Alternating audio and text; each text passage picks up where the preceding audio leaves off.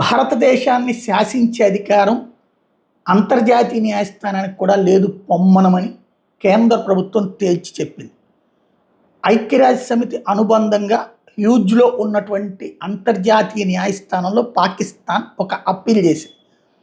భారతదేశంలో ఉన్నటువంటి సింధు నదీ జలాలు, సట్లెజ్, ఈ యమునా వీటికి సంబంధించినటువంటి జలాలు ఏవైతే ఉన్నాయో ఇవి పాకిస్తాన్కి సంబంధించి, అంటే యమునని పక్కన పెడితే ఈ సట్లెజ్, బియాజ్, ఈ నదులకు సంబంధించినటువంటి నీళ్ళని పాకిస్తాన్కి పోనీయకుండా ఆపుతాం అని చెప్పి భారతదేశం చెప్పడం, ఆ నీళ్ళే వాస్తవంగా పాకిస్తాన్లో ఉన్నటువంటి సైనికాధికారుల నుంచి అక్కడ ఉన్నటువంటి అగ్రభాగాన ఉండేటటువంటి ఐఎస్ఐ రాజకీయ నాయకులందరూ ఆస్తులు కానీ వాళ్ళందరి మూలం పాకిస్తాన్లో ఉన్న పంజాబ్, సింధు ప్రాంతం వ్యవసాయక ప్రాంతాలు, అక్కడ ఆ ప్రాంతాలు, ఆ రెండు రాష్ట్రాలే ఒక రకంగా భారీ అభివృద్ధి చెందింది.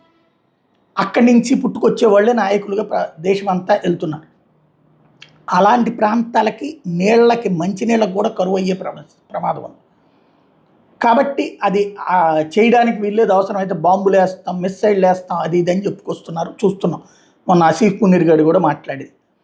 ఇక్కడ మనం ఓ పక్కన దాన్ని జల విద్యుత్ కర్మాగారమే కడుతున్నాం. అక్కడ నీళ్ళని బ్లాక్ చేస్తాం, మన దగ్గర నీళ్ళు ఎక్కువైనప్పుడు నీళ్ళని రిలీజ్ చేస్తాం, అప్పుడు కరెంట్ ఉత్పత్తి, అప్పుడు మనం నీళ్లు రిలీజ్ చేసినప్పుడు వాళ్ళు వ్యవసాయం చేసుకోవాలి. అది సాధ్యం కాదు కదా. అది ఇప్పుడు ఏడుపు. దాంతో ఇప్పుడు తాజాగా అంతర్జాతీయ న్యాయస్థానానికి వెళ్తే అంతర్జాతీయ న్యాయస్థానం మీరు ఆపడానికి వీల్లేదు నీళ్ళని అంది. నువ్వెవడరా గొట్ట అని చెప్పడానికి నీకు మాకేంటి సంబంధం? అంతర్జాతీయ ఇస్తాను, అంతర్జాతీయ మాకు కాదు, మా దేశపు ఆంతరంగిక వ్యవహారం, నీకు జోక్యం చేసుకునే అధికారం లేదు పొమ్మని చెప్పింది భారత ప్రభుత్వం.